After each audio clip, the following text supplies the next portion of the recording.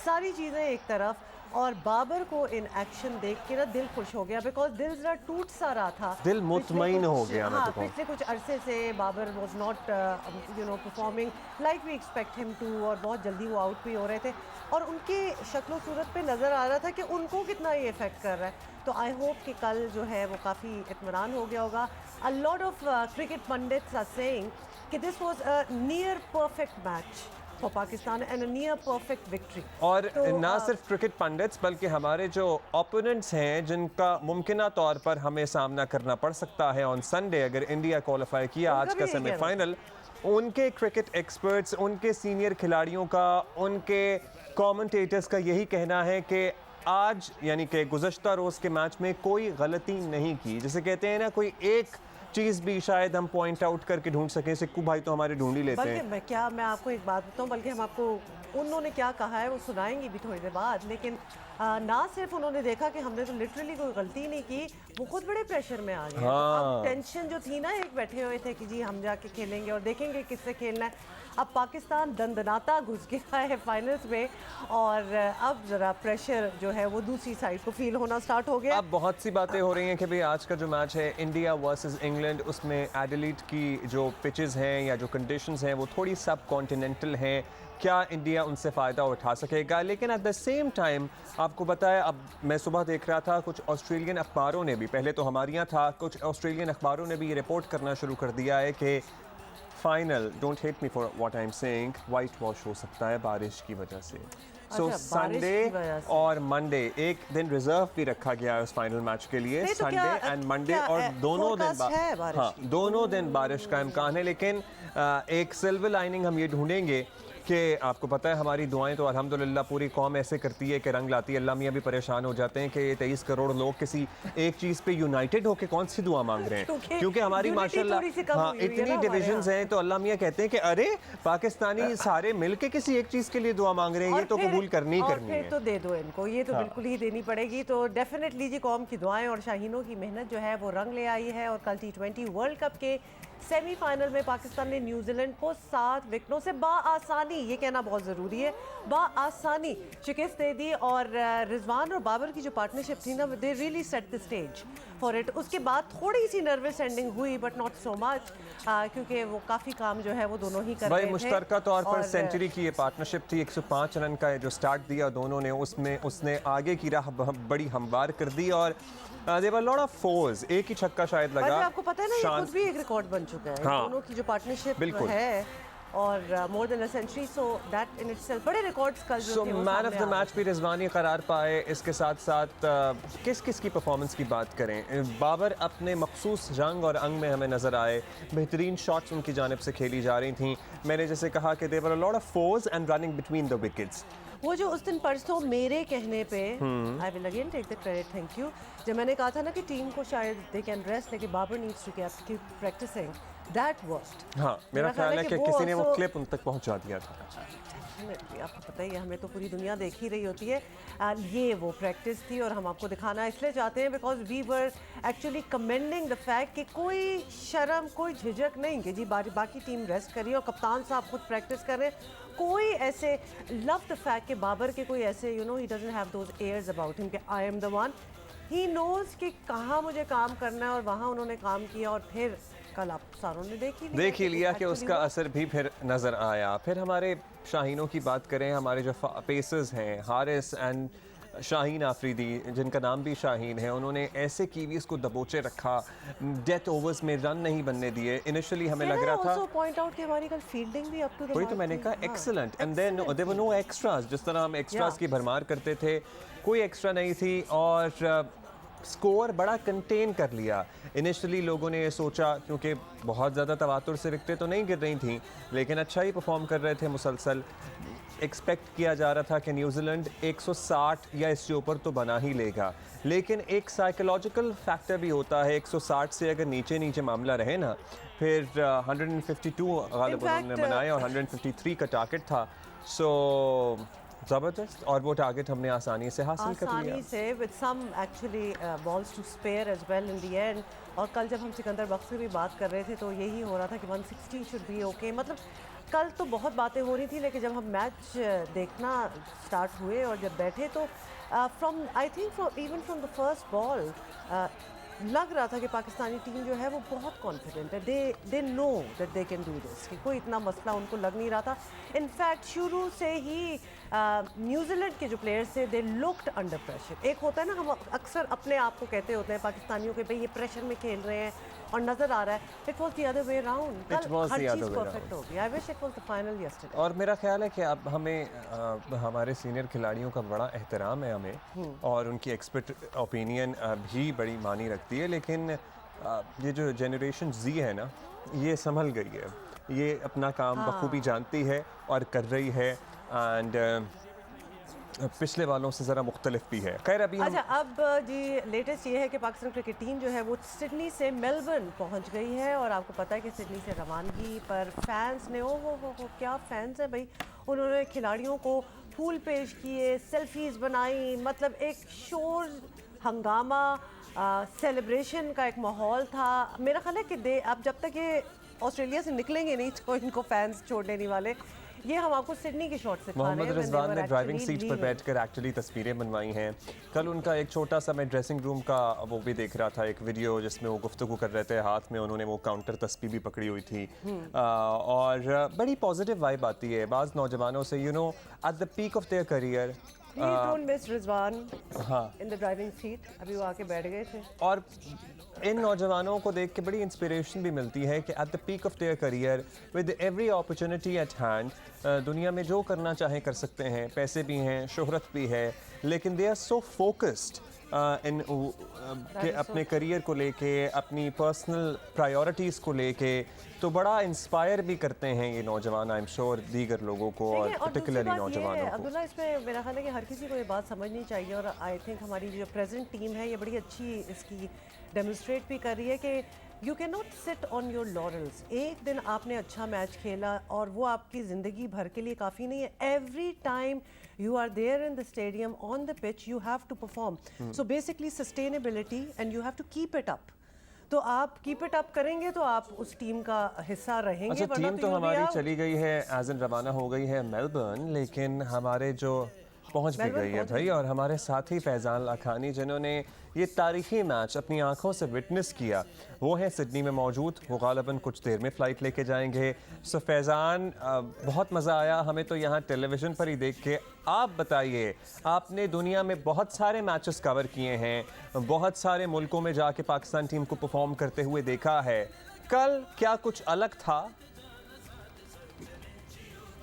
यार अब्दुल्ला, कल इस पूरे टूर्नामेंट में पाकिस्तान ने अपनी सबसे बेहतरीन क्रिकेट खेली, और जो पूरा माहौल था, सिडनी क्रिकेट ग्राउंड पूरा सब था, हर तरफ पाकिस्तान के सपोर्टर्स, पाकिस्तान के फैंस थे, और पाकिस्तान टीम ने उनको मायूस नहीं किया। बड़ी जबरदस्त क्रिकेट खेली पाकिस्तान ने, खेल के तीनों शोबों में पाकिस्तान ने परफेक्ट क्रिकेट खेली।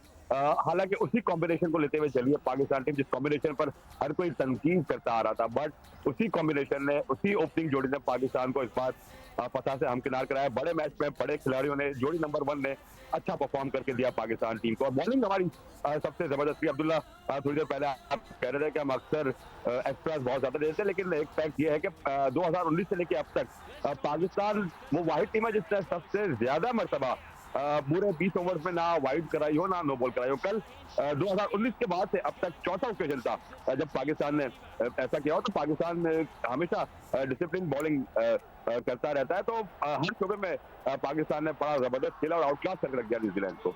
अच्छा फैजान, बताइएगा हमें ही यहाँ बैठे हुए लग रहा है, या आप तो वहाँ थे, कि बॉडी लैंग्वेज भी टीम की कल बड़ी डिफरेंट लग रही थी। इनफैक्ट इफ़ एनीथिंग तो न्यूजीलैंड की टीम जो थी वो हमें बड़ी अंडर प्रेशर दिखाई दी। तो क्या ऐसा बदला है जो कि हमें लगा द बॉयज़ वर फोकस्ड 100% और उनको एग्जैक्टली पता था that they have the capability to get there. अलबत्ता दूसरी टीम बहुत अंडर प्रेशर थी। तो ये क्या डायनामिक चेंज हुआ है? देखिए, बॉडी लैंग्वेज की अगर बात करें तो वो इब्तिदा में पाकिस्तान की इतनी बुरी नहीं थी, हार्ड लक रही। अगर इंडिया पाकिस्तान का जो शुरू में सुपर 12 का जो मैच था, पाकिस्तान बहुत करीब आ गया था। वो विराट कोहली ने वो मैच पाकिस्तान के हाथ से छीन लिया, वो एक अलग बात थी, बट उसमें पाकिस्तान ने बड़ा अच्छा फाइट किया था। जिम्बाब्वे में करीब आके हार गए, हम अच्छा ना खेल सके।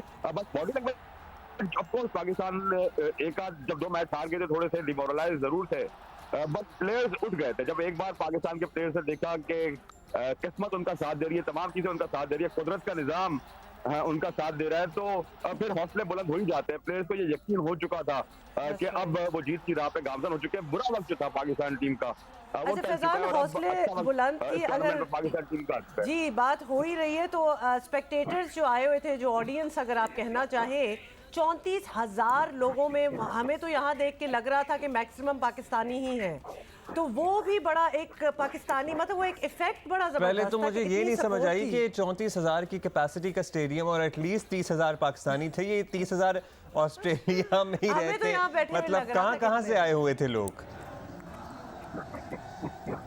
मेरे ख्याल से तो 95% कल पाकिस्तानी थे सिडनी में। मैं जिस समय मैंने शुरू में कहा था सिडनी क्रिकेट ग्राउंड ग्रीन हुआ था, मुझे लग रहा था शायद मैं कज़ाफी या नेशनल स्टेडियम में कोई मैच कवर कर रहा था। मैं अपने राइट पे देखता था पाकिस्तानी, लेफ्ट पे देखता था पाकिस्तानी, मीडिया बॉक्स के सामने देखता था पाकिस्तानी फैंस थे, और उसके बाद जिस तरह जश्न मनाया पाकिस्तानी फैंस ने वो भी बड़ा कमाल का था। मैं मैच के बाद टीम होटल तक गया तो रास्ते में सड़क पर मुझे अक्सर ऐसी गाड़ियां नजर आई जिसमें गाड़ी के टेप पर ऊंची आवाज में दिल दिल पाकिस्तान चल रहा था या जज्बा जुनून चल रहा था।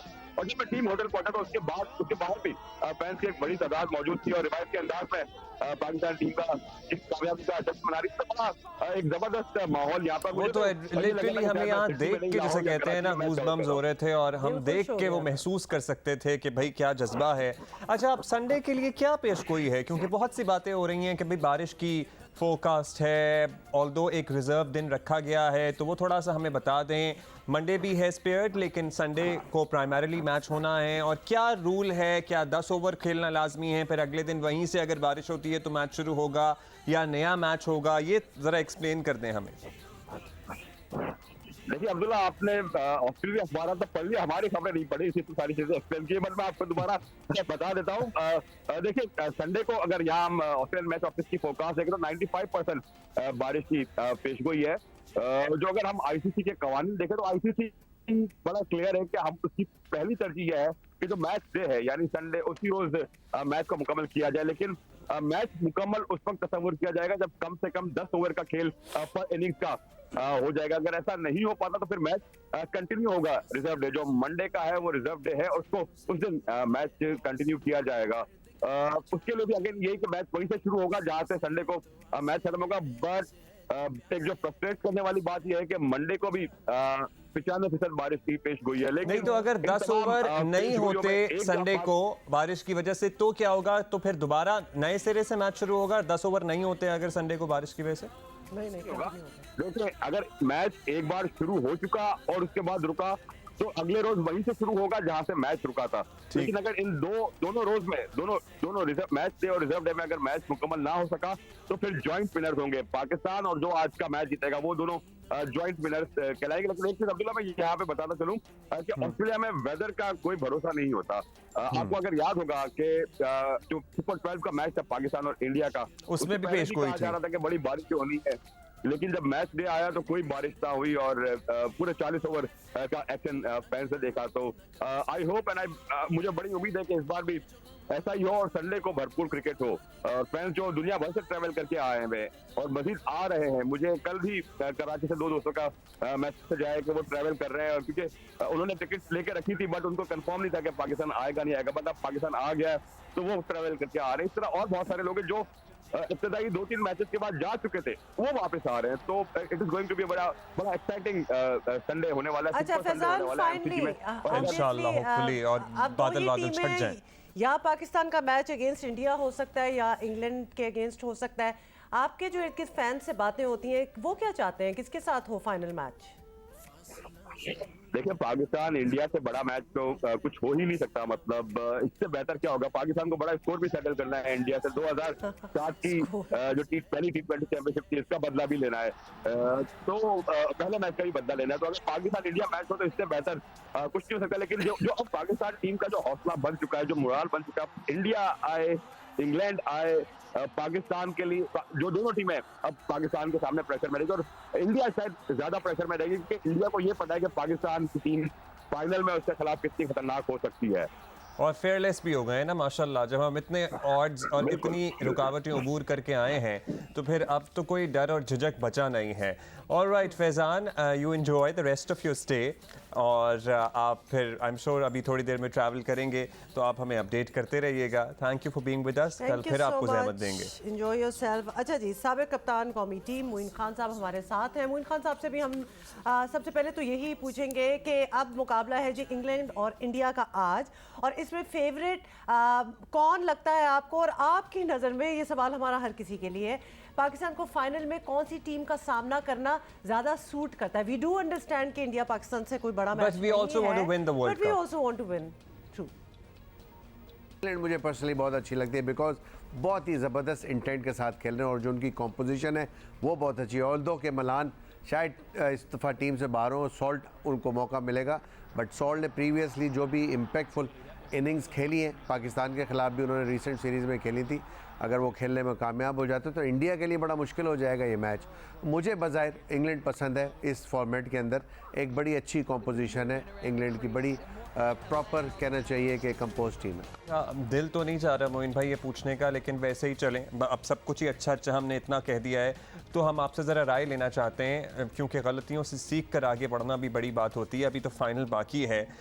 हमारे टॉप ऑर्डर ने कल बेहतरीन परफॉर्म किया, बड़े अरसे बात किया। उनके आउट होने के बाद आपको लगा कि मिडिल ऑर्डर ने थोड़ा स्ट्रगल की है, या फिर आपकी नज़र में वो परफॉर्मेंस भी अप टू द मार्क थी? अब मेरा नहीं ख्याल कि ऐसी प्रॉब्लम होगी कि प्रीवियसली हम सोच रहे थे कि मिडिल ऑर्डर आपका बिल्कुल, चूँकि प्रीवियसली उसने परफॉर्म नहीं किया था, बट इस रीसेंट पास के अंदर ड्यूरिंग द वर्ल्ड कप उसने कंपैरेटिवली अच्छा परफॉर्म किया, डिपेंडेबल रहे हैं वो, बट यहाँ थोड़ी सी सिचुएशन डिफरेंट होगी। मेलबर्न के ग्राउंड पे अगर बैटिंग आती है तो थोड़ा सा टाइम लेना पड़ेगा यहाँ पे, अगर जल्दी बैटिंग आती है। और अगर जैसे हमारे ओपनर्स इस मैच में सेमीफाइनल में कामयाब हुए और वो कैरी ऑन करते हैं इसको, तो यकीनन हमारे पास जो पावर हिटर्स हैं वो यकीनन उस मौके के लिए काम आ सकते हैं जो पाकिस्तान फेस करने जा रहा है फाइनल के अंदर। So I am completely convinced with the compose team of Pakistan. जो 11 खेली है इसी 11 के साथ जाना चाहिए, किसी चेंज की ज़रूरत नहीं है यहाँ पे। So good luck Pakistan team. Good luck team Pakistan, दिल पाकिस्तान। बहुत शुक्रिया मोइन भाई, और कल भी हम सारा दिन आपके तज्ज़ियो तबसरों से एंटरटेन होते रहे, क्योंकि मैं तो जैसे इनिंग ख़त्म होती थी फिर जियो न्यूज़ लगाता था, फिर मैच ख़त्म हुआ तो फिर भंगड़े शंगड़े देखने थे तो फिर जियो न्यूज़ लगाया। और बाय द वे हम तो खुश हैं ही, लेकिन हमारे जो पड़ोसी हैं वो थोड़े परेशान हैं, और उनको लग रहा है कि अब हम इतने फेयरलेस और इतने बेधड़क जिसे कहते हैं ना वो हो गए हैं कि उनको अपनी फ़िक्र लग गई है, और वो कह रहे हैं कि भाई हम फाइनल की बात तो बाद में करेंगे, अभी तो इंडिया को सेमीफाइनल जीतना है, जो कि हकीकत भी है, और उसके लिए इंग्लैंड जैसी तगड़ी टीम को हराना भी है। सो उनकी अपनी किस तरह से फिक्र सता रही है। तो बेसिकली जो इंडियन मीडिया है बिल्कुल उन्होंने एतराफ़ कर रहे हैं, they are admitting the fact कि ग्रीन शर्ट्स की इस ज़बरदस्त कामयाबी के बाद इंडियन टीम और फैंस के लिए ज़रा मुश्किल पड़ सकती है। इंशाल्लाह हम आपकी उम्मीदों पर बिल्कुल पूरा नहीं उतरेंगे। और अच्छा, और वो एक खातून सहाफ़ी थी ना, वो बीच में कह रही थी कि डर रहे हैं पाकिस्तान। आपकी बातों से पता चल रहा है कि कौन डर रहे थे, कि हमने तो प्रूफ करके हम पहुंच गए हैं। अब आप बताएं कि आप कितना ज़बरदस्त खेलते हैं, और अच्छा पता है क्या, if you are up to the mark only then you can meet us in the final. आपको पता है ये इंडियन मीडिया का एक रिवायती अंदाज है बढ़ के मारने का, जिसे कहते हैं ना। हम यहाँ पर ज़रा रिस्ट्रेंट से काम लेते हैं, हम खुदा खौफी करते हैं, और हम अल्लाह का शुक्र अदा करते हुए कामयाबी के लिए आगे दुआ गो होते हैं। सो हमारा बिल्कुल एक अपना अलग मिजाज है। जब हम जीत जाते हैं तो हम खुश तो होते हैं, लेकिन हम बड़क नहीं मारते, तो हम उसी पे रहेंगे कि ठीक है अगर इंडिया अच्छा खेलता है तो आए, और फिर हो जाएगा मैच और मुकाबला संडे को इंशाल्लाह। मैच पड़ जाएगा, फिर देखेंगे। अच्छा जी, ज़हनी तौर पर तैयार हो जाएं आप, जहाँ जहाँ से लॉन्ग मार्च, पता नहीं अब जलसा होगा लॉन्ग मार्च होगा, क्योंकि इमरान खान साहब तो इसकी फाइनल डेस्टिनेशन पे इसको ज्वाइन करेंगे। ये जो अधूरा लॉन्ग मार्च है इसका मरहला आज से दोबारा शुरू हो रहा है। हकीकी आज़ादी मार्च के नाम पर PTI के कारकुनान शाह महमूद कुरैशी की मौजूदगी में वज़ीराबाद से उसी मकाम से मार्च दोबारा शुरू करेंगे, जहां 3 नवंबर को इमरान खान साहब पर एक अफसोसनाक वाक़या हुआ था, हमला हुआ था। साथ ही आपको बता दें कि खान साहब जो है वो ऑब्वियसली अभी तो मूव अराउंड नहीं कर रहे, तो वो घर से ऑनलाइन क़यादत के फ़राइज़ जो हैं वो अंजाम देंगे, विच ऑल्सो मीन्स कि वो वहाँ से आई गेस बात करेंगे वीडियो लिंक से। वैसे अगर कोई जूम लिंक दे दिया जाए और तमाम लोग उसी के थ्रू शिरकत कर लें तो और घर में ही बैठे बैठे तो सबके लिए विन विन नहीं हो जाएगा, बहुत ही आला हो जाएगा। But the idea is to get together. अच्छा, साथ ही आपको बता दें कि PTI ने पहले ही खान साहब पर हमले के ख़िलाफ़ पंजाब में 6 रोज़ से जो है सड़कें वो बंद कर रखी हैं। रोज़ ही हम आपको इसकी अपडेट देते और हैं। ये भी याद रहे कि अवाम को मुश्किलात हैं और पंजाब में पीटीआई की अपनी हुकूमत है और पंजाब में 6 रोज़ से एहतजाज चल रहा है। पिंडी में गालिबन आज तीसरा रोज़ है कि स्कूल बंद है, मोटरवे पर आमदो रफ्त बंद है और ये सब कुछ चल रहा है कंसिडरिंग द फैक्ट कि पंजाब में इनकी अपनी हुकूमत है। अगर ये कहते हैं कि वो जो शख्स पकड़ा गया है उसके ताने बाने कहीं और से मिलते हैं तो पंजाब पुलिस की तहवील में होगा ना वो शख्स, या उससे जो इनिशियल इन्वेस्टिगेशन आप लोग कर रहे हैं, पुलिस अफसरानी अगर कर रहे हैं अच्छा, तो उसमें क्या हकायक हैं आप आवाम को बताएं। कि दूसरी तरफ भी यही मामला चल रहा है क्योंकि दूसरी तरफ केपी से भी आज काफिले निकल रहे हैं जिसकी वजह से वहाँ के अवाम भी ऑब्वियसली मुश्किल में तो आएंगे। और खान साहब ने अपने ताज़ा वीडियो पैगाम में कारकुनों से लॉन्ग मार्च में शिरकत की अपील की है। अच्छा, हालिया सर्वे भी एक आया था जिसमें पीटीआई के बहुत बड़ी तादाद में सपोर्टर्स भी मौजूद थे who are not very convinced about this idea of long march. So उनके वोटर शायद over the period of time increase ही हुए होंगे या अच्छा, सपोर्टर्स बड़े ही होंगे, लेकिन वो लॉन्ग मार्च को इतना कोई अप्रिशिएट नहीं कर थोड़ा रहे। सा आपको बता दें कि institute for public opinion research के सर्वे के मुताबिक 59% जो हैं वो पाकिस्तानियों ने पीटीआई लॉन्ग मार्च मुस्तरद किया है। तो फिगर आपके साथ शेयर करना चाह अच्छा रहे जी, थे। राना अंसर हमें ज्वाइन करेंगे वजीराबाद से और पिंडी से हमारे साथ होंगे अरफा फिरोज। सो राना अंसर से तो पहले हम जानते हैं, Rana Ansar exact same spot जहां पर वो नाखुशगवार वाक़या हुआ जिसमें इमरान खान साहब ज़ख्मी हुए। अब आज की तैयारी क्या है? जो मकामी क़यादत है वो भी तो इसमें मुतासर हुई थी, जब वो चट्ठा साहब भी ज़ख्मी हुए थे, तो who is going to lead it from Wazirabad? और वो बुलेट प्रूफ कंटेनर, रोस्टम वगैरह सब पहुँच गया? हाँ जी अब्दुल्ला, देखें हम इस वक्त वज़ीराबाद अंदरूनी शहर के कचहरी चौक में मौजूद हैं जहां आज का ये लॉन्ग मार्च होगा। पीटीआई इसे लॉन्ग मार्च कह रही है लेकिन आज शायद ये लॉन्ग मार्च की बजाय एक जलसा नुमा होगा क्योंकि आज कारकुन कहीं मार्च करते हुए आगे नहीं चलेंगे। इसी मकाम पर कारकुनों को बुलाया गया है, कारकुन जमा होंगे जिसके बाद जो शाह महमूद कुरैशी हैं जो लीड कर रहे हैं इस लॉन्ग मार्च को और दूसरे कायदीन खिताब करेंगे। इमरान खान साहब वीडियो लिंक से अपने कारकुनों से मुखातिब होंगे और इसी चौक में तकारीर के बाद आज का जो सफ़र होगा वो ख़त्म हो जाएगा। तो यहाँ कचहरी चौक में तैयारियां की जा रही हैं। इससे बिल्कुल साथ ही चंद मीटर के फासले पर है अल्लाह वाला चौक जहां 3 नवंबर को इमरान खान पर कातलाना हमला हुआ था जिसके बाद ये मुलतवी कर दिया गया था मार्च, और एक हफ्ते बाद आज दोबारा यहीं से इस सफ़र का आगाज़ हो रहा है। जैसे आपने कहा, जब ये हमला हुआ तो अहमद चट्ठा जो वज़ीराबाद से लीड करते हैं पीटीआई को, उनको भी वो भी ज़ख्मी हुए थे।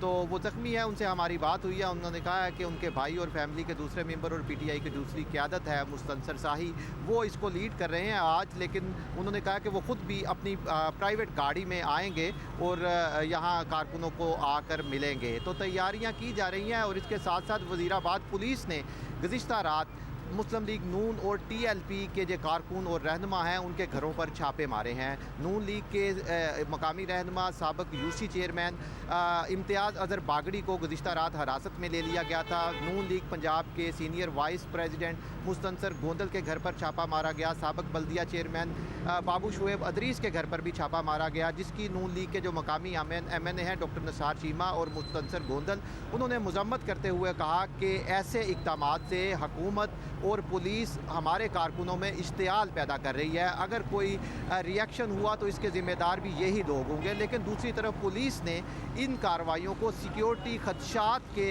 बिना पर की गई कार्रवाई करार देते हुए कहा कि इम्तियाज़ अज़हर बागड़ी को इसलिए गिरफ़्तार किया गया है कि उन्होंने लॉन्ग मार्च रोकने से के हवाले से हमले से पहले कुछ वीडियो बयानात जारी किए थे। तो लॉन्ग मार्च के बाद रिहा कर दिया जाएगा। और दूसरी जो कार्रवाइयाँ पुलिस की तरफ से की गई है उनके बारे में बताया गया है कि अश्योरिटी बांड लोगों से लिखवाए जा रहे हैं ताकि वो अमन व अमान बरकरार रखे और किसी किस्म का कोई खलल ना अच्छा राना अंसर, ये बताइए कि ये लोग सियासी इंतकामी कार्रवाई है या फिर वाकई सिक्योरिटी के पीछे नजर किया जा रहा है? किसी को गिरफ्तार कर लो सिक्योरिटी के पीछे जा रही है। अच्छा राना अंसर, ये भी बता दें कि ये अब जब जमा होंगे लोग सारे, खान साहब तो ऑब्वियसली वहाँ नहीं होंगे, तो इसको हम मार्च कहें या जलसा कहें, ये यहाँ से इस पॉइंट से कहाँ की तरफ रवाना होंगे? और कल क्या होगा इसमें? हाँ।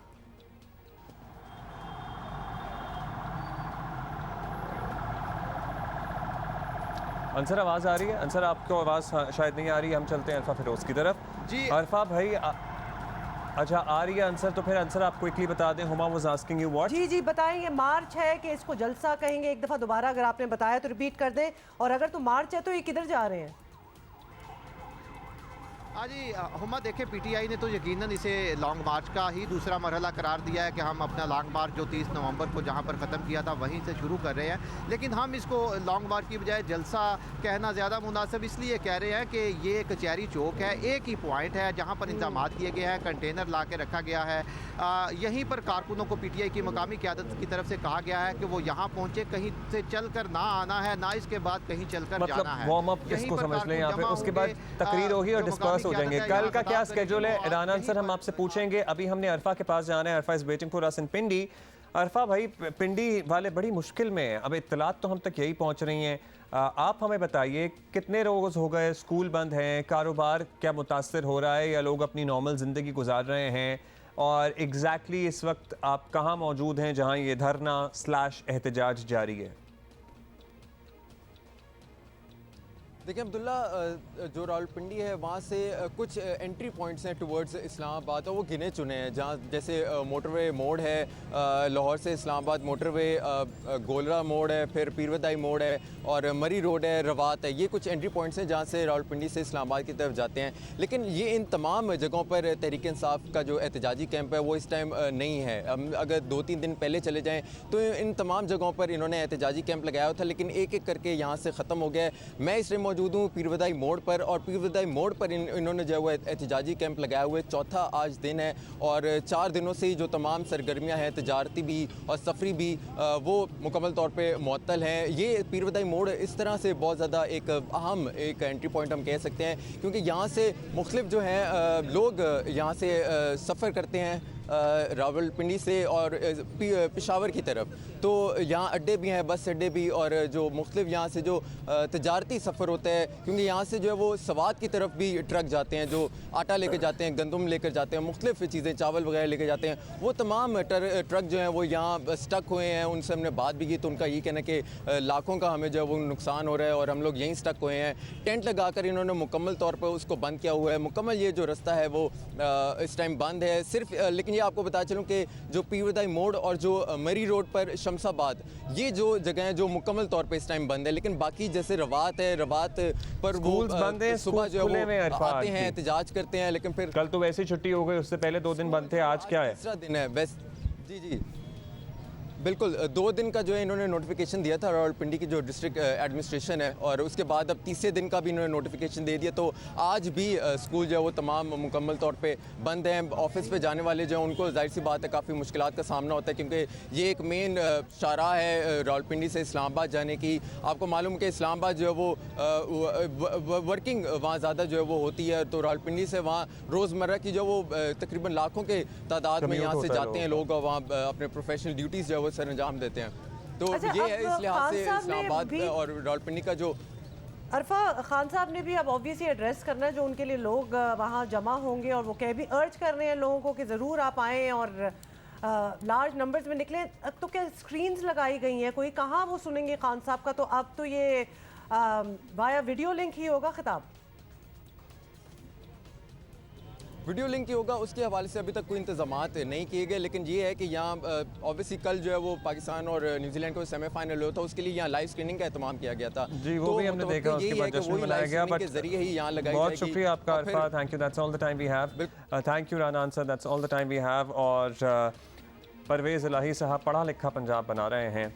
पिंडी में आज तीसरे रोज़ स्कूल बंद हैं, तालीमी इदारे बंद हैं, और ग़ालिबन ज़ाहिर है कि ये सिलसिला तो अभी चलेगा, तो कल भी बंद होते हैं या परसों भी बंद होते हैं, या चूँकि नवंबर के तीसरे हफ्ते में या सॉर्ट ऑफ चौथे हफ्ते में पहुँचना है इमरान खान साहब ने या इनके लॉन्ग मार्च ने पिंडी ही पहुँचना है for the obvious reasons.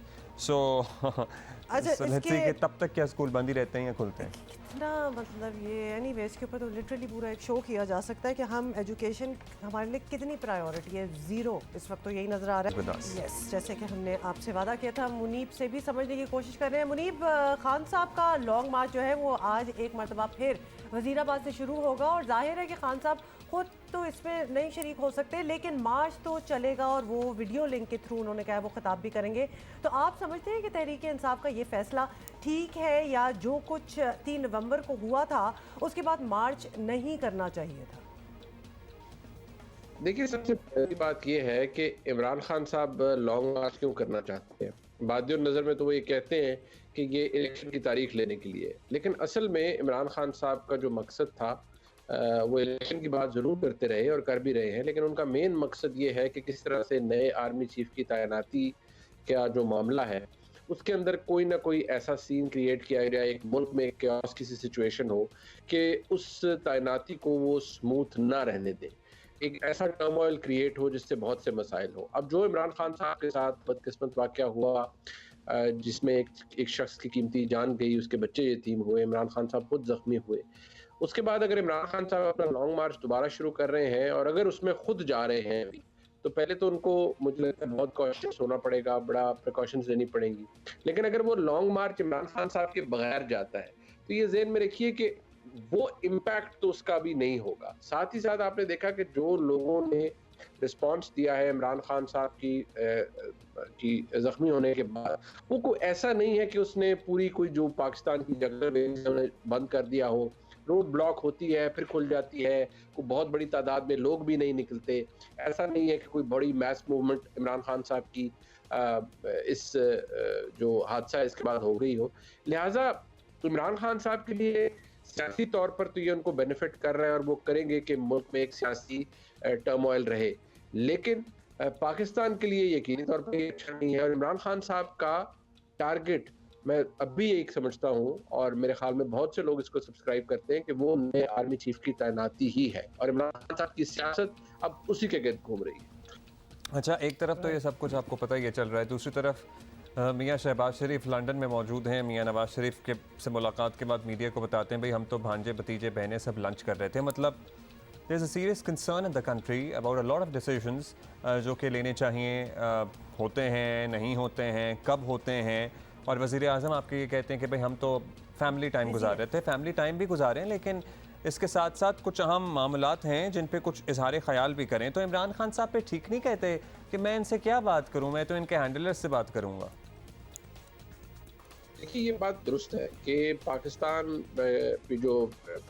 Pakistan democratic movement की हुकूमत है, उसकी जो ड्राइविंग सीट पे वो बेशक ठीक है शहबाज शरीफ साहब मुल्क के वज़ीर आज़म है, लेकिन जो सबसे बड़ी पार्टी है PDM के अंदर वो मुस्लिम लीग नून है और मुस्लिम लीग नून के जो मरकज़ी और बुनियादी फैसले हैं वो मियाँ नवाज शरीफ साहब करते हैं, किसी को अच्छा लगे या ना लगे। फैक्ट ऑफ द मैटर ये है कि मियाँ नवाज शरीफ साहब की नॉड और मर्जी के बगैर बहुत से अहम फैसले और मामलात नहीं तय हो सकते। तो ये तनकीद बिल्कुल जायज़ है और इस पर सवाल भी उठते हैं कि ये शहबाज शरीफ साहब तो उनके पास वो एक रबर स्टैम्प है या उनके पास इख्तियार नहीं है, उनके पास कोई एग्जीक्यूटिव डिसीजन मेकिंग का इख्तियार नहीं है।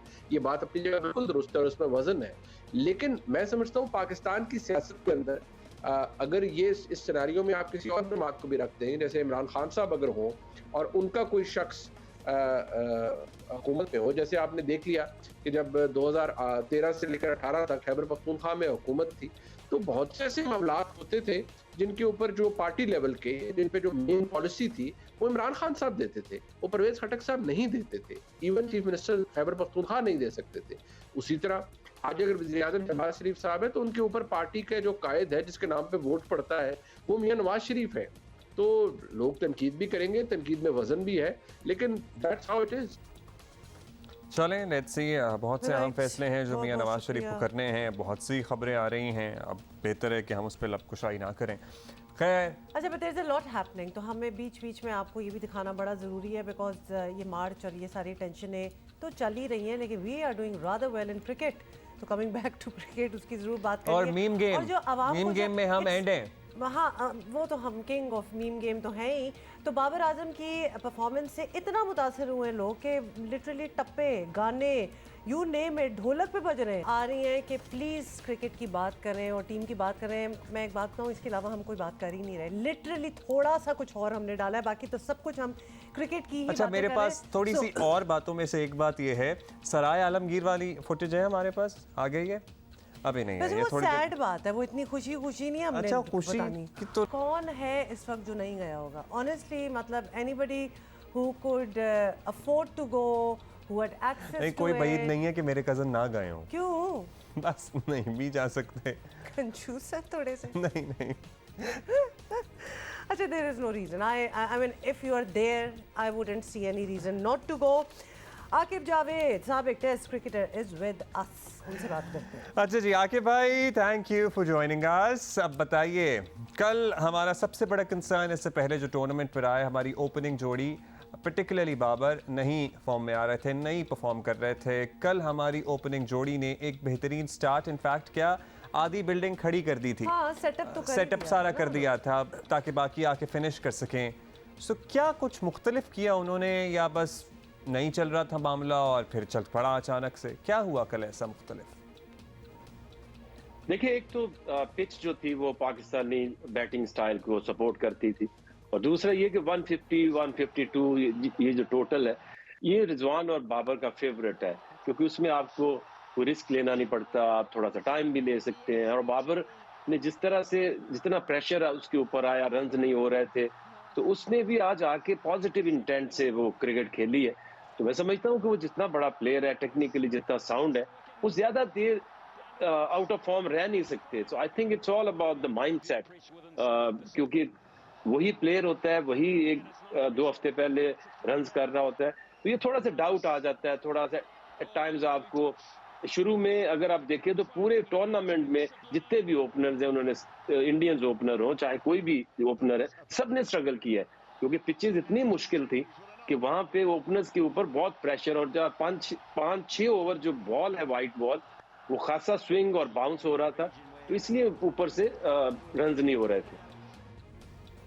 बिल्कुल, स्ट्रगल तो सारों ने किया है, but nobody knows that better than Pakistan, because Pakistan तो लिटरली बाहर होते होते वापस टूर्नामेंट में आया है। हमारी तो टिकटें भी बुक थी वापसी अब तो की। मतलब खत्म ही हो गया था सीन, फैंस वापस चले गए थे। लेकिन अब we are back in the game, और टेंशन हमें, अब टीम को हो या ना हो, टेंशन हमें ये है कि आगे 2 तगड़ी टीमें हैं फाइनल के लिए, इंग्लैंड हो या इंडिया हो, वो भी ऑब्वियसली खेल के प्रूव करके यहाँ पहुंचे हैं। तो टीम मैनेजमेंट को किन डिपार्टमेंट्स में मजीद मेहनत की ज़रूरत है कि हम फाइनल के लिए भी फेवरेट्स हो जाएं? बिल्कुल देखिए, अभी तो फेवरेट बन चुके हैं, क्योंकि शुरू में जो टीम मार खा ले, सब कुछ सह ले, क्रिटिसिज्म भी सह ले, ये भी फील आ जाए we are out of the tournament, और फिर जब उनको लाइफ लाइन मिलती है, देन उनके लिए तो there is nothing to lose, they already have achieved कि हम फाइनल तक पहुंच गए। अब तो ये माइंडसेट की बात होती है, ये वहां पे स्किल या कुछ स्ट्रेटजी बनाने की जरूरत नहीं पड़ती, क्योंकि आप जितनी क्रिकेट मुश्किल से खेलते खेलते फाइनल तक पहुंच जाते हैं, उसमें आपके माइंड की क्लैरिटी बहुत जरूरी होती है, और कॉन्फिडेंस, जो आज मैच के पहले बॉल से लेके एंड तक न्यूजीलैंड कहीं भी नजर नहीं आया इस मैच के अंदर। तो इसी तरह अब जो रिदम चल पड़ा है, लगातार 3 मैच जीत के फाइनल में जाना, आई थिंक मोरल बहुत हाई है, और कॉन्फिडेंस लेवल पाकिस्तानी टीम का सबसे आगे है। अच्छा आकिब भाई, लास्टली आज एडिलेड में फैसला होगा कि पाकिस्तान का सामना एक्चुअली किससे होगा। कौन फेवरेट नजर आ रहा है आपको आज के मैच में? देखिए, इंडिया को ही लगता है, क्योंकि अगर आप लोगों की ख्वाहिश पूछें तो वो इंडिया है। अगर आईसीसी से लेके सारी दुनिया में जितने भी स्पॉन्सर्स हैं, जो भी ब्रॉडकास्टर्स हैं, हर एक बंदे की ख्वाहिश होगी कि वो इंडिया जीते। और जो पिच है, ये एडिलेड में मैच हो रहा है। अगर आप याद हो, हमारा मैच जो बांग्लादेश से हुआ वो भी इधर हुआ, और बड़ा मुश्किल पिच था, 128 हमारे गले पड़ गए थे, बड़ी मुश्किल से हो रहे थे।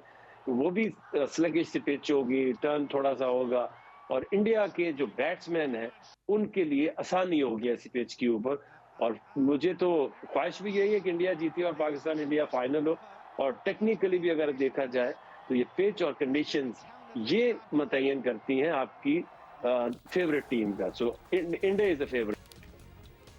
अच्छा जी, आपको इंडिया आज के मैच में फेवरेट लग रही है। लग बहुत रहा है। शुक्रिया आकिब भाई, thank you for being with us.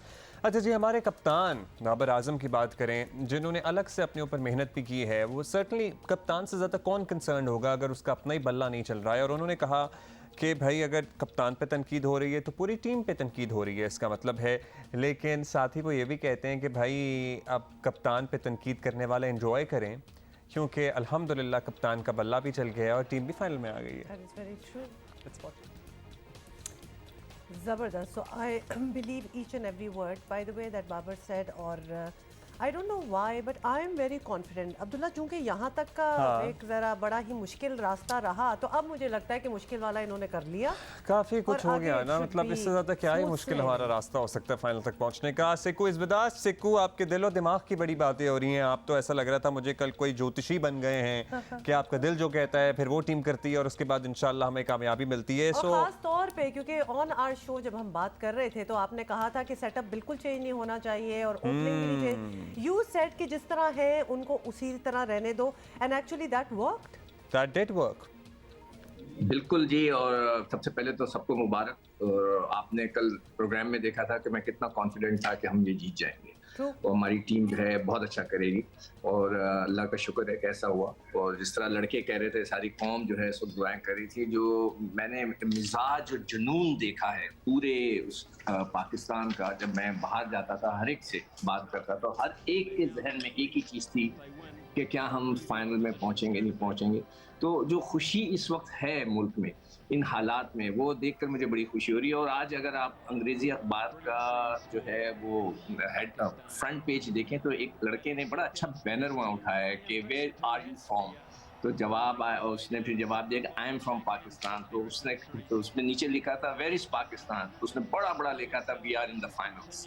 That was amazing. इतना खूबसूरत वो लिखा है उस बंदे ने, और जो चेहरे पे खुशियां हैं पाकिस्तानियों की। और जो कल मैंने जिंदगी में पहली दफ़ा सुना है अपने, जब से मैं क्रिकेट देख रहा हूँ और खेली और मैं यहाँ पर हूँ, कि पहली दफ़ा देखा है कि जो क्राउड था, जो जिस तरह उन्होंने दिल दिल पाकिस्तान पूरे स्टेडियम में गाया है, यकीन करें कि वो जज्बात पे काबू नहीं रहा।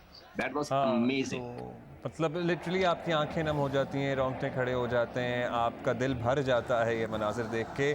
और पता है सिक्कू, एक और बात भी है ना कि हम हर चीज़ में तो अब डिवाइडेड हैं, मतलब सैडली, बट एक दूसरे का वजूद, एक दूसरे की बात, एक दूसरे का कहा बर्दाश्त नहीं है आजकल। हमें एक इर्द गिर्द अपने माहौल देखें, लेकिन क्रिकेट और क्रिकेट में जीत एक ऐसी चीज़ है जिससे एकदम एहसास होता है अरे नहीं, हम सब पाकिस्तानी हैं, हम सारे मुहब्बे वतन हैं, हम सारे पाकिस्तानी एक दूसरे से मोहब्बत करने वाले लोग हैं। और Sikandar, maybe we can all relate to that कि हम जब वो यूनिटी क्रिकेट के वक्त देखते हैं ना, जिस तरह हमने कल देखी, तो हमारी डिविजन्स, जो पोलराइजेशन जो हमारे यहाँ हुई है, वो और भी नुमायां हो जाती है कि why can't we be like that. बिल्कुल आप सही कह रहे हो। मैं हमेशा कहता हूँ cricket is a binding force. ये पूरे कौमों को एक जगह मिला। हम लोग बहुत से हिस्सों में बटे हुए हैं। अगर आप वैसे माशरे में चले जाएं कि जी कोई कौन सी जुबान बोलता है, कौन से फिरके से ताल्लुक़ रखता है, ये सारी डिविजन्स हैं हमारे यहाँ। वो लोग एक दूसरे के पीछे नमाज तक नहीं पढ़ते, यहाँ तक की नौबत आई हुई। मगर जब क्रिकेट मैच होता है, आप यकीन करें सब एक हो जाते हैं। और ये एक बहुत बड़ी बाइंडिंग फोर्स है क्रिकेट, और इसको हमें बिल्कुल इसको एक साथ रखना है। आपने बिल्कुल सही कहा कि कल आपने देखा पाकिस्तान के अलावा कोई झंडा वहाँ नजर नहीं आया, वरना पहले तो दूसरी पॉलिटिकल पार्टीज के झंडे भी नजर आते थे। सब कुछ फैंटास्टिक।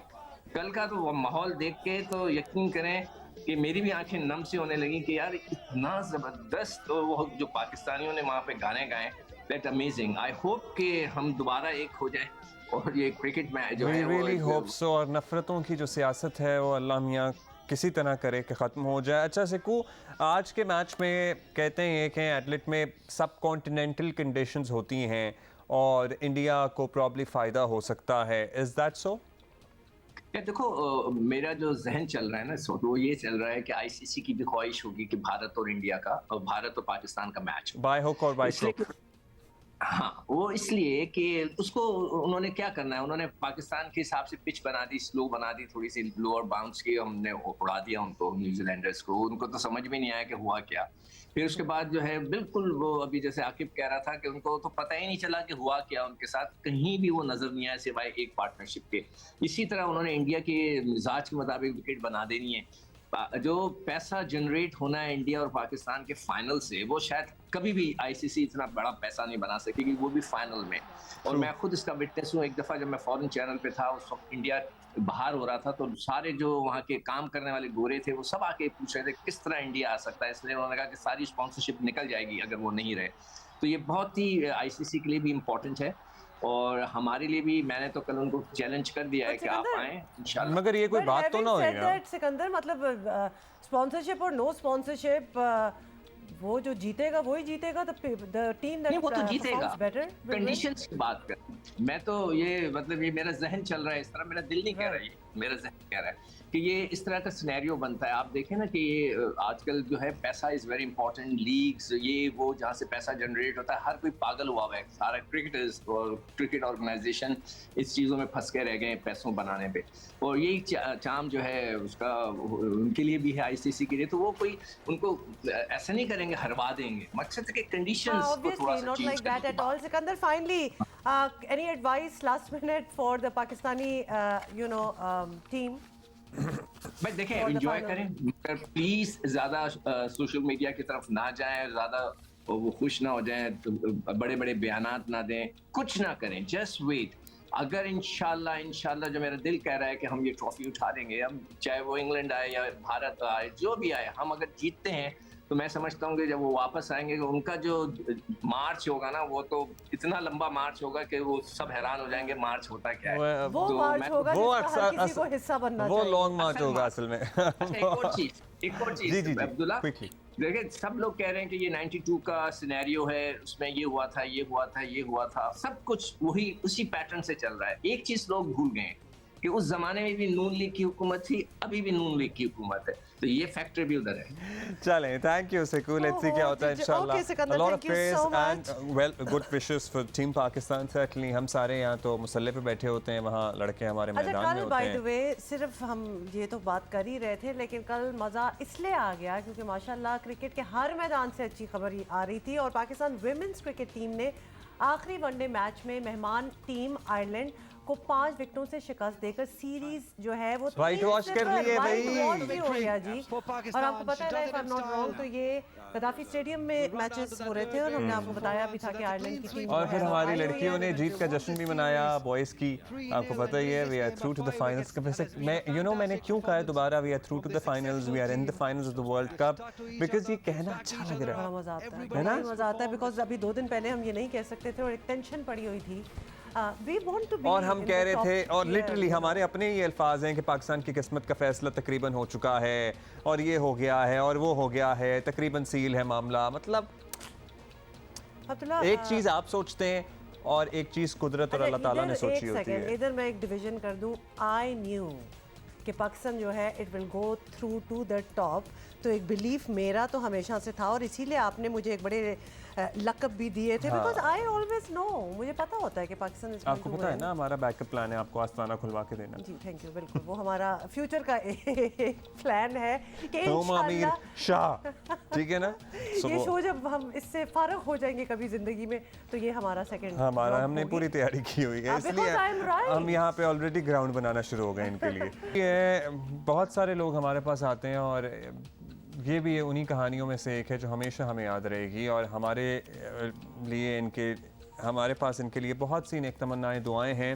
मामला क्या तो है? अभी हम आपको बताते हैं, लेकिन उससे पहले एक और स्टोरी, एक तो अब्दुल्ला के पास इतनी स्टोरीज होती है ना हाँ, जिसका वो आपको वाली भी तो- मैंने स्टोरी ढूंढी है। बिल्कुल वही तो दिखानी है, पहले जल्दी से आपको दिखा दें। और अब्दुल्ला तो कह रहे थे कि बड़ी इंटरेस्टिंग है, ये खतरनाक चीज़ है और अल्लाह ना करे किसी के साथ हो कि जी ये हुआ है गुजरात में, हुआ है ना टू गुजरात बी में प्रिसाइज सराय और- आलमगीर में बिल्कुल। एक बारात जा रही थी, 150 लोग थे और बारात जा रही थी और पता नहीं क्या मामला हुआ कि बस फिर अचानक से शहद की मक्खियों ने हमला कर दिया खेतों और में से। ऐसा हमला किया कि मतलब 150 बंदा तो वहाँ जख्मी हो गया। जख्मी हो गए और ज़रा उनके हालात देखे, दूल्हा भी जख्मी हो गया। तो ये इस पे- अहले इलाका का कहना है कि कोई बहुत ही कोई बच्चा था जिसने पत्थर फेंका और उसके बाद ये सूरत हाल पैदा हो गई। शरारती इसकी बच्चा आवाज़ ही अब होगा पता ना, क्या है, इसकी बड़ी बदतमीज हॉरिफाइंग आवाज़ भी है, किस्म सुने ज़रा। आवाज़ नहीं सुने, वो मक्खियों की भिनभिनाने की आवाज़ आ रही है अच्छा आवाज़ हमारे पास नहीं है ना, और बाकी इसमें आप- कमेंट्री भी हो रही है। ज़ाहिर है कि लोग परेशान हैं और वो आगे बेचारे बैंड वाले भी आप देखें अपनी, बैंड वालों को भी मक्खियों ने मतलब वो तो अटैक कर वो तो दिया, पराई शादी में फंस गया कि दूल्हे को भी, और वो बच्चे का अभी तक सुराग नहीं लगाया जा सका कि वो हाँ, कौन सा उसको ढूंढ रहे हैं गांव रैश वाले। बच्चा था बदतमीज किस्म का जो किसी की शादी पे जाके मेरी इस बात किस्म की सुने हरकतें कर- भाई, तुम जरा 5 मिनट रुक के पत्थर मार देते। तुम्हें किसने कहा था कि तुम पत्थर मारो भाई, एन माँ बारातियों बाप के सर के ऊपर? को चाहिए कि बच्चों का जरा मतलब उनको ख्याल ना रखें। लगाम दें और ख्याल रखें उनको, क्योंकि अक्सर औकात भाई मैं एक शादी पे गई और बड़ा ही खूबसूरत पता नहीं कहाँ से बना हुआ, वो खुद से नहीं होते जो आगे से वो पूरा टर्न हुआ होता है, सलीम शाही। सलीम शाही। तो 2-4 बच्चे स्टेज पे बैठे हुए उस दूल्हे के खुद से नोच रहे सलीम शाही को सीधा कर रहे हैं। मतलब अब उस दूल्हे का बस नहीं चल रहा था कि वही सलीम शाही ना ठुड्डा मार के सीधी करे। लेकिन सब बच्चों को ना शादियों पे या तो ना लेके जाएं या फिर उनको जरा कंट्रोल करेंगे, तमीज़ सिखाएं। तो अब ये शादी का तो हो गया ना, पूरा बैंड बज गया। और दुल्हन के कपड़ों पे जो घुसे होती हैं छोटी बच्चियाँ मतलब वो उसी का एक वो घूंघट बना लेती हैं गरारा, क्योंकि माशाल्लाह आजकल इतना बड़ा बड़ा होता है। ऐसी बहुत सी चीज़ें होती हैं। So please look after your kids. हाँ। और थोड़ी सी और गांव में तो पहले होता था कि वो नोट वाले हार जो दूल्हे ने पहने होते थे उसमें से नोच नोच के लेके जा रहे होते थे। और वो सिचुएशन ऐसी होती है कि उस वक्त आप एक कुछ नहीं कर सकते आप। मगर यहाँ तो बहुत ही ज्यादती हुई है। और सबसे ज़्यादा मुझे अफसोस हुआ कि वो जो बैंड वाले बेचारे थे जो कि इतना काम करने आए थे वो मक्खियों की जद में आ गए, जख्मी हुए हैं लोग। दूल्हा पहुंचा है तो उसकी आंख सूजी हुई थी एक। मुझे हंसी किसी और बात पे आ रही है और ये बिल्कुल हंसने की बात नहीं है मुझे वो सलीम शाही के सीधे करने पे, because I witnessed it my self, but things like this happen. Very bad. तो आपकी शादी पे तो कोई ऐसा सिचुएशन नहीं बनी थी? बिल्कुल नहीं, बच्चों को दूर रखा हुआ था हमने। मेरी पे बच्चे नहीं इनवाइटेड। अच्छा जी, अभी वो स्टोरी जो बड़ी इंस्पायरिंग हमें लगी, और कराची के फर्नीचर मार्केट है मंसूर कॉलोनी, यहाँ पे एक काम सीखने वाला नौजवान लड़का, बहावलपुर से इसका ताल्लुक़ है, मोहम्मद सज्जाद, कराची आया कि अपने पीछे घर वालों को कुछ फाइनेंशियली सपोर्ट कर सके। 600-700 रुपये दिहाड़ी लेता है, लेकिन साथ आंखों में ये ख्वाब भी थे कि मैं पाकिस्तान का तेज़ तरीन रनर बनना चाहता हूँ और दौड़ के मुकाबलों में हिस्सा लेना चाहता हूँ। सो जहाँ अपना गुज़र बसर कर रहा था वहाँ इसने कुछ हाथ पैर मारना शुरू किए और कुछ ग्रुप्स का इसे पता लगा जो समंदर किनारे भागते हैं, दौड़ते हैं। वहाँ कुछ लोगों की इसमें नज़र पड़ी और ये पहुँच गया कहाँ? Istanbul marathon. और ये कहानी बहुत ही इंस्पायरिंग है। और अभी हम मोहम्मद सज्जाद से बात भी कर रहे थे। Mohammad Sajjad, thank you so much, आप आए हैं और आपकी जैसे कहानी है ना वो हमें बड़ी इंस्पायर करती है, हमें बहुत ही अच्छी लगती है। तो आप खुद ज़रा शुरू हो और ख़ुद पहले तो बताइए, आपको ये दौड़ का, रेस का हमेशा से शौक़ था? मुझे हमेशा से शौक़ तो नहीं था, मगर मैं बचपन में, मगर स्कूल जब मैंने ज्वाइन किया सन 2011 की बात है, तो मुझे तब शौक़ लगा, तो तब से मैंने स्टार्ट की। मगर मेरा प्रोफेशनली बनने का जो दिल हुआ चेंज वो 2015 के आखिर में, नवंबर में शुरू हुआ। मैं हिशाम अल-गरूज, एक मोरक्कन रनर है, उनसे मैं इंस्पायर हुआ था। तब से मैंने आप YouTube वगैरह पे वीडियोस देखते होंगे तो आपको इन लोगों का पता है ना कुछ? जी बिल्कुल, रुझान तो था शुरू से। आपने सही कहा, मैं बिल्कुल देखता हूँ। हाँ, ताकि आप वीडियो से काफ़ी सीखते हैं। बिल्कुल जी। और कराची आ गए, वैसे तो यहाँ फर्नीचर मार्केट में आप कारीगरी सीख रहे हैं जी। यहाँ कैसे पता लगा कि अच्छा कुछ लोग हैं जो दौड़ते हैं? फिर वहाँ आप पे किसकी नज़र पड़ी, कैसे पड़ी? ज़ाहिर है इस्तांबुल जाने के लिए स्पॉन्सर और ये सारा भी अरेंज होना ज़रूरी है। You have to be good, आपको एक मयार पे होना है कि आपको ही स्पॉन्सर किया जाए। जी, इसकी बात कुछ ऐसा है कि जब आप किसी चीज़ में होते हैं, एक कम्युनिटी में होते हैं या कोई काम आप करते हैं, तो आपको उस बारे में बिल्कुल भी पता होता है। क्योंकि मैं रनिंग की कंपटीशन करता रहता था, इसलिए मुझे CV रनर्स का भी मालूम हुआ। तो मुझे उन्होंने एक दो आदमियों ने वहाँ से कहा भी, तो क्योंकि इनविटेशन आपको देते हैं ना जो अच्छा हो, तो मुझे मिला तो मैंने ज्वाइन कर लिया। तो इस्तांबुल जाने का एक्सपीरियंस माशाल्लाह बहुत अच्छा रहा। मुझे पहली मरतबा मौका मिला ऐसा, और मुझे ये मौका दिया गया प्लाटिनम फिटनेस की तरफ से। प्लाटिनम फिटनेस एक जिम है 2 तलवार पर, बहुत ही आउटस्टैंडिंग क्लास जिम है, अच्छे ट्रेनर्स हैं और बहुत ही तो बड़े एथलीट्स वहाँ ट्रेनिंग करते हैं। उन्होंने आप में वो देखा कि ये बंदा बिल्कुल सही है। जी बिल्कुल। और अच्छा, ये कितना फासला है और कितने मिनट में आपने तय किया? और आप जितने पाकिस्तान से रनर्स गए थे उनमें तो तेज़ तरीन थे, दुनिया भर से जो रनर्स आए हुए थे हज़ारों आते हैं, उसमें कौन सा नंबर आया आपका? जी बिल्कुल। तो अब्दुल्ला भाई, इस्तांबुल मैराथन में ओवरऑल जो लोग कंपटीशन करने आए थे 27,000 थे ऑलमोस्ट हर डिस्टेंस में। और सिर्फ मैराथन में 42 किलोमीटर में, जिसमें मैंने मुकाबला किया, 3,000 क्लास रनर्स थे जो कि बिल्कुल स्पॉन्सर्ड होते हैं, ट्रेंड होते हैं। तो 3000 में से मैंने 52 नंबर पर फिनिश किया और ये मेरे लिए बहुत बड़ी बात है। मैं ये इस पर बहुत बड़ी बात है, ना सिर्फ आपके लिए, हमारे लिए भी बहुत बड़ी बात है। पाकिस्तान में से 52 नंबर पर फिनिश करना वर्ल्ड में से उस मैराथन में, और जाहिर है कि ये 52 नंबर पे आए हैं 3000 रनर्स में से, कंसिडरिंग द फैक्ट कि इनकी कोई प्रोफेशनल ट्रेनिंग नहीं है, इनकी डाइट आप समझ सकते हैं कि 600-700-800 रुपए दिहाड़ी में क्या ही बंदा अपनी डाइट का ख्याल रख सकता है। तो इन तमाम नामसाइद हालात से गुजर के मोहम्मद सज्जाद, जिसका ताल्लुक बहावलपुर से है, ये वर्ल्ड रनर्स में 52वें नंबर पर कमेंट है। ये कहानियाँ होती हैं जो कि हमें ना खुश कर देती है। लेकिन सजाद ये ज़रूर बताएं, फिर भी ऑब्वियसली आप इतनी वीडियोस देखते हैं और एक तैयारी तो होती है जब इतने बड़े मुकाबले में आप जा रहे हो, तो आपकी तैयारी का हिस्सा क्या था कि रोज आप कुछ भागेंगे, जूते कोई स्पेशल होते हैं, क्या होता है इस सिलसिले में? जी, तैयारी का सिलसिला बहुत इंटरेस्टिंग होता है। ये आपसे सेक्रीफाइस मांगता है, वक्त मांगता है बहुत ज़्यादा। तो तैयारी का सिलसिला हमारा ग्रुप में एक साथ चलता रहा। जितना वक्त होता है आप मैनेज कर सकते हैं, तो आप तैयारी करता रहा हूँ मैं ग्रुप के साथ।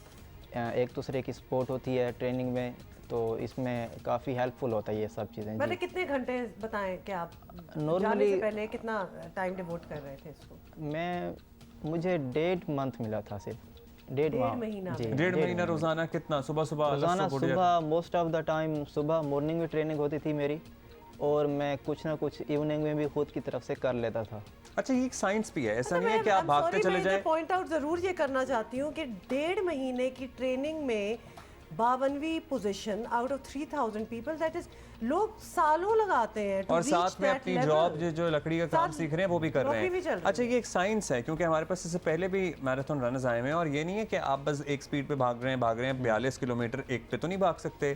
कभी हल्के करना है, कभी तेज करना है, किस वक्त हल्के करना है, किस वक्त तेज भागना है, हाँ, और एनर्जी बचा के रखनी है। तो ये कोई गाइड करने वाला था आपको? जी, गाइड करने वाले थे हमारे ग्रुप में से जिन्होंने पहले मैराथन एक्सपीरियंस किया हुआ है, जो मोस्ट ऑफ द मैराथन्स दौड़ चुके हैं, तो वो हमारे गाइड करते रहते हैं। हम सबको बताया तो किस तरह आपने जाना है। और बाकी एक्सपीरियंस जो है वो बैक से, जो मैं पहले कंपटीशन करता रहा हूँ 10 किलोमीटर रेस में, 5 किलोमीटर रेस में या हाफ मैराथन में, तो वो एक्सपीरियंस भी काफ़ी हेल्पफुल अब आगे दुनिया में कहाँ दौड़ना चाहते हैं, किस मैराथन में हिस्सा लेना चाहते हैं? वैसे बर्लिन मैराथन मेरी फेवरेट है। अच्छा, बाकी इंशाल्लाह पाकिस्तान का नाम लेकर जाएंगे आगे इंशाल्लाह, कोई भी मैराथन जहाँ भी मौका मिला। चलें फिर। हमको एक तो शुक्रिया इनके स्पॉन्सर्स का। ये हमारे व्यूअर्स जो देख रहे हैं, and people who can do this, he deserves, Sajjad deserves to go to the Berlin marathon, because वो प्रूव कर रहे हैं ना, उन्होंने प्रूव कर दिया कि वो कितनी लिमिटेड रिसोर्सेज में क्या मतलब आला मयार के मैराथन हम यहाँ पे जल्दी से एक बात लास्ट कि आपकी जो फैमिली है भावलपुर में, वो कैसे रिएक्ट उन्होंने? खुश हैं बहुत, खुश हैं उनको। आज तो जियो पे बताया था आपने सबको कि जियो पे आएंगे। मैंने बताया था, तो मेरी फैमिली स्टार्टिंग में तो क्योंकि उनके लिए नई चीज़ थी कि उन्हें पता नहीं था कि ये इसमें भी आगे करियर है, इसलिए वो पहले तो ज़रा राज़ी नहीं थे, रजामंद नहीं थे, मालूम नहीं था। लेकिन अब वो खुश हैं, अब मुझे सपोर्ट भी करते हैं और इस बात की खुशी है मुझे। सजाद, आपसे हम बहुत इम्प्रेस हुए। एक तो आप में माशाल्लाह कॉन्फिडेंस है, खुद एतमादी है, आप अच्छा बयान कर सकते हैं अपनी कहानी, अपना तजर्बा, और आप में विल है कि आप आगे बढ़ें। सो इनके स्पॉन्सर्स का शुक्रिया। हम यहाँ अपील करेंगे कि आगे ये जाना चाहते हैं, सिंध हुकूमत इनका, क्योंकि कराची में मुकीम है, कोई वजीफा बांध सके, बहावलपुर से इनका ताल्लुक है, तो पंजाब हुकूमत अगर इन्हें सपोर्ट कर सके तो वो भी बड़ी अच्छी बात होगी। कोई महाना वजीफा बनना चाहिए करके दिखा दिया है, तो आप देखें कि इनको सपोर्ट मिलेगी तो ये कहाँ पहुँचेंगे। तो प्लीज़ सपोर्ट हिम, और ये इतना मुश्किल होना नहीं चाहिए हमारी हुकूमतों के लिए। सजाद, हमें ऐसा लग रहा है कि हम आपसे दोबारा इंशाल्लाह मिलेंगे जब आप और मैराथन्स करके आएंगे। बेस्ट ऑफ लक, बहुत बहुत शुक्रिया इधर आने का। Thank you. ज़बरदस्त जी, बड़ा मज़ा आ गया हमें तो आज। कभी कभार हम इतने लोगों से मिलते हैं कि हमें खुद कुछ गेस्ट जो है ना वो इंस्पायर कर जाते हैं कि क्या क्या हो सकता है ज़िंदगी में अगर आप बस लगे रहें। क्या क्या हो सकता है। बारात पे आपको बताया था कि आपको लग नहीं रहा होगा, लेकिन हुमा की तबीयत खासी ख़राब है। तो कहने का मतलब है कि आज तो मैं पता नहीं किस तरह करके आ गई हूँ, कल अगर मैं ना हुई तो आपको बिल्कुल ऐसा कुछ नहीं हो रहा। आप आराम करें, बाकी मैं कर लेता हूँ, लेकिन आप आराम करें, ठीक है।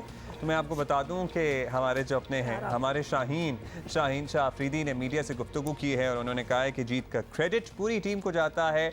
मजीद क्या कहते हैं, कहते हैं तनकीद की फ़िक्र नहीं, और सिडनी में सबको यकीन था कि एक चांस मिलेगा, और जब से मैं फ़ाइनल में पहुंचे तो यकीन था कि फ़ाइनल में भी पहुंच सकते हैं, और भारत इंग्लैंड दोनों टीमें अच्छी हैं, फ़ाइनल में जो भी टीम होगी हम तैयार हैं भाई। और अल्लाह मियाँ करे कि आप नज़र बद से महफूज रहें, इसी तरह परफॉर्म करते रहें और पाकिस्तान का नाम रोशन करते रहें। आपका जो रिदम जिसको हम मिस कर रहे थे ना, अब तो वापस आ गया है, अब तो you know it is very much there. Can I just say कि आप लोग ना छोटा सा एक काला टीका भी लगा लें, नज़र भी ना लगे, because wow you guys are like performing so well, कि अगर ये भी हो जाए तो कोई बुराई नहीं है। या मेरे पास और भी आइडियाज़ हैं, बस के साथ जिसमें पाकिस्तानी टीम ट्रैवल करती है उसके नीचे वो टाकी बांध दें, परांदा जूता लटका दें, जैसे ये सारी फजूल बातें। नहीं फजूल बात। Do you know that when I बहुत साल पहले जब हमने गाड़ी ली थी तो अम्मी ने कहा था ये वो काला परांदा आपके साथ परांदा लटका होता था, कोई हाथ पे जूता लटक रहा होता थी। एक तो मैं बीमार हूँ और ऊपर से ये बातें हो रही हैं, मैं दोबारा नाराज। आप नज़र की दुआ पढ़ें, everything is going to be fine. अच्छा जी, अभी हम आगे बढ़ेंगे और हमने आपको बताना है कि अमेरिका के मिड टर्म इंतखाबात में रिपब्लिकन पार्टी और डेमोक्रेटिक पार्टी में कांटे का मुकाबला हो रहा है। बड़ी इंटरेस्टिंग चीज़ें सामने आ रही हैं। अब तक के नताइज देख कर नज़र यही आ रहा है कि ऐवान नुमाइंदगान में हिस्ब इख्तिलाफ की रिपब्लिकन पार्टी सादा अक्सरियत हासिल कर लेगी। ऐवान नुमाइंदगान में रिपब्लिकन्स को 209 और डेमोक्रेट्स को 189 नशस्तें हासिल हुई हैं। सेनेट में डेमोक्रेटिक पार्टी को 48 और रिपब्लिकन पार्टी को 49 नशस्तें मिली हैं। सदर जो बाइडन की हुक्मरान जमात डेमोक्रेट्स के लिए ये किसी बड़े धचके से कम नहीं है, क्योंकि मिड टर्म इंतखाबात को आम तौर पर सदारती मुद्दत के पहले 2 सालों का रेफरेंडम भी समझा जाता है।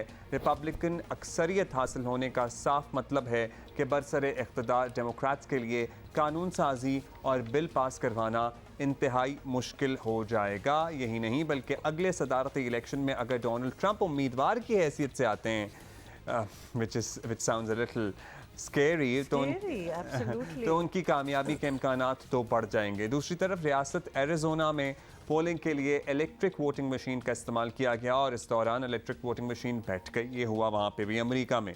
साबिक सदर डोनाल्ड ट्रंप ने उस पर खूब शोर मचाया और हुक्मरान जमात पर धांधली का इल्ज़ाम लगाया। इससे पहले यूरोप में भी ईवीएम का तजर्बा नाकाम हो चुका है। अच्छा, लेकिन अपने एक एक्सपीरियंस की अगर मैं बात बताऊं तो मेरी अपनी सगी बहन जो कि अब अमेरिकन हो चुकी है, तो उसने पाकिस्तान में भी इलेक्शंस में ऑब्वियसली आपको पता है वोट वगैरह किया हुआ है, और फिर कल उसको ये भी मौका मिला कि अमेरिका में जाके वो वोट करे, और क्या मैं कहती है लिटरली मतलब ज़मीन और आसमान का फ़र्क था, और क्या तरीक़ेकार है बाहर की दुनिया में वोट करने का। खैर एनीवे, ये डिफरेंसेस तो हम फिर कभी इसको डिस्कस कर लेंगे। हमें ज्वाइन किया है नुमाइंदा जियो न्यूज़ वाशिंगटन डीसी से वाजिद अली सैयद ने। वाजिद अली सैयद, सबसे पहले तो आपसे यही पूछेंगे कि अमेरिका के मिड टर्म इंतखाबात को बड़ी अहमियत दी जा रही है, और अगर रिपब्लिकन पार्टी अक्सरियत हासिल कर लेती है तो आने वाले दिनों में सदर बाइडन के लिए क्या मुश्किलात पेश आ सकती हैं, ज़रा उसकी डिटेल दीजिए। डेमोक्रेटिक पार्टी के लिए और खासतौर पे सदर बाइडेन के लिए मुश्किल हो जाएगा अपनी इंतजामिया को चलाना। व्हाइट हाउस अगर उनके पास सिर्फ रहेगा और नीचे कांग्रेस उनके पास नहीं होगी, अपर हाउस या लोअर हाउस दोनों में से कोई एक भी अगर उनके पास चला जाता है तो उनके लिए कानून साजी करना बहुत मुश्किल हो जाएगा। बहुत सारे मसाइल जो रियासत की बुनियाद पर हैं, मतलब स्टेट लेवल पर हैं, और ये कि नेशनल लेवल पर हैं, उसके लिए कानून बनवाना, जो पॉलिसी वो इख्तियार करना चाह रहे हैं उसको कॉडिफाई करवाना उनके लिए बहुत ज़रूरी है।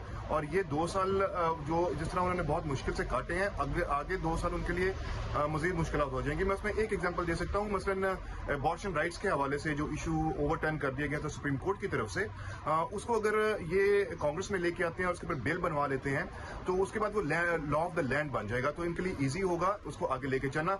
लेकिन अगर कांग्रेस उनके पास नहीं होगी तो उनकी तरफ से ना सिर्फ ये कि कानून साजी नहीं हो सकेगी, बल्कि जो पॉलिसीज वो इख्तियार करना चाह रहे हैं उसकी तरफ से भी उनको रेजिस्टेंस। अच्छा, एक बड़ी अहम बात यह है कि वाजिद भाई, इन इंतखाबात से मुताल्लिक यही कहा जा रहा है कि नताइज ही तय करेंगे कि ट्रंप दोबारा सदारती उम्मीदवार बनने की तरफ जाएंगे या नहीं। तो बाकायदा ऐलान तो अभी 2 हफ्तों में होना है, लेकिन चांसेस क्या आपको नजर आ रहे हैं?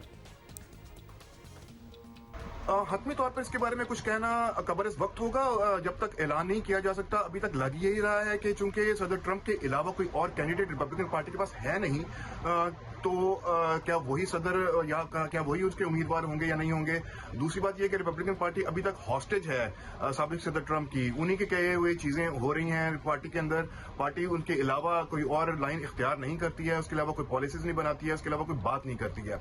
लेकिन इसके अंदर एक बात मैं यहाँ पे पॉइंट आउट जरूर करना चाहूंगा कि सदर ट्रंप की तरफ से जो नॉमिनेट किए गए थे लोग वो इन मिड टर्म इलेक्शंस के अंदर हार रहे हैं। जो रिपब्लिकन पार्टी की तरफ से सामने आए थे, जो सदर ट्रंप के कहने में नहीं आते थे, वो अभी तक जीत रहे हैं।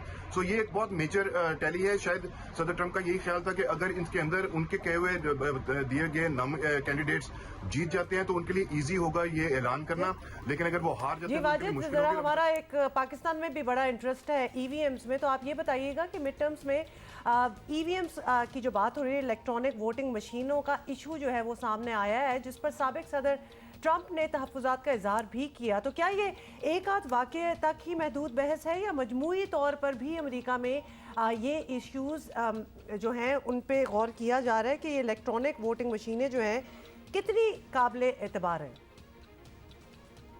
इन ऑल ऑनेस्टी जो वोटिंग मशीन्स हैं या जो वोटिंग का प्रोसेस है उसके अंदर ये 200 साल से चला आ रहा है। तो इसके अंदर जो डाउट्स वगैरह डाले थे वो सदर ट्रंप ने खुद डाले थे। पूरी इसकी क्रेडिबिलिटी जो है इलेक्शंस की उसको क्वेश्चन कर दिया था क्योंकि वो हार रहे थे। लेकिन यह है कि वोटिंग मशीन के हवाले से या वोटिंग प्रोसेस के हवाले से फॉर दैट मैटर मजमूई तौर पर अमेरिका के अंदर कोई ऐसी उसके क्रेडिबिलिटी के हवाले से या उसकी फंक्शनिंग के हवाले से कभी क्वेश्चन नहीं किया गया। यहाँ पे इतने चेक्स एंड बैलेंसेस हैं और रहे हैं कि उसको क्वेश्चन करना जो है वो मुश्किल हो जाता है। यही बात हमने देखी थी 2020 के अंदर जब सदर ट्रंप ये कह रहे थे कि धांधली हो रही है या वोट जो है वो गिनती आगे पीछे हो रही है, तो ऐसा कुछ हुआ नहीं, इसका कुछ सबूत सामने नहीं आया। उसके बाद बहुत सारी इन्वेस्टिगेशंस हुई, सुप्रीम कोर्ट तक बात की और हर जगह से ये है कि ये इलेक्शन साफ शफाफ हमेशा जिस तरह चले आ रहे हैं वैसे ही हैं। अब कुछ लॉज के अंदर तब्दीली जरूर की गई है, लेकिन वो भी उसको वाज़ेह करने के लिए एक फैक्टर इसके अंदर है। मुझे पता है कि मैं टाइम थोड़ा सा ज्यादा ले रहा हूँ, लेकिन एक फैक्टर ये भी है कि जब से ये 2020 के बाद जब ये पेंडेमिक का दौर शुरू हुआ था, लोगों ने अर्ली वोटिंग करनी शुरू कर दी और पोस्टल बैलेट्स वगैरह भेजने शुरू कर दिए। तो इसलिए पोलिंग बूथ के ऊपर जाके वोट डालना एक और बात है, लेकिन अब लोग इस सहूलत से फायदा उठा रहे हैं और इसी को सदर ट्रंप ने क्वेश्चन करने की कोशिश की थी। सो एक आधा मार्जिन के साथ अगर कोई ऊपर नीचे होता है तो वो एक अलग बात है, लेकिन ओवरऑल जो क्रेडिबिलिटी है इलेक्शंस की या इस हवाले से जो वोटिंग मशीन्स की है उसके ऊपर कभी कोई क्वेश्चन जनरली यहाँ पर नहीं किया गया। बहुत शुक्रिया आपका, thank you for explaining that to us. Time कम है, लेकिन एक और अच्छी खबर आपसे शेयर करनी है और ये भी खेलों के मैदान से है। मलेशिया के शहर अब्वा में जारी इवेंट है जी Sultan Azlan Shah hockey cup, उसमें तीसरी और चौथी पोजीशन के लिए पाकिस्तान और जापान के दरमियान मैच हुआ। और फिर ज़रा ये सुनिए कि पाकिस्तान ने एशियन चैम्पियन जापान को 5 गोल से शिकस्त दे दी। Can you imagine? और 11 साल बाद इवेंट में विक्ट्री स्टैंड पर जगह बनाई है और कांसी का तमगा अपने नाम किया है। Who would have thought? तो लिहाजा ऑन ऑल फ्रंट्स मेरा ख्याल है Pakistan is actually doing great. तो अवार्ड भी मिल गया और ऐसी खबर का हॉकी के मैदानों से हम बड़े अरसे से इंतजार कर रहे थे, सो शुक्र है अच्छा हो गया ना, वरना हॉकी से हमें कोई खास सब उम्मीदें भी अच्छा जी, दैट इज इट। इंशाल्लाह लेट्स सी आज मैच में कौन आता है हमारे मुकाबले में संडे को, इंग्लैंड या फिर India. We will watch that match as well, this match as well. We're going to see you tomorrow.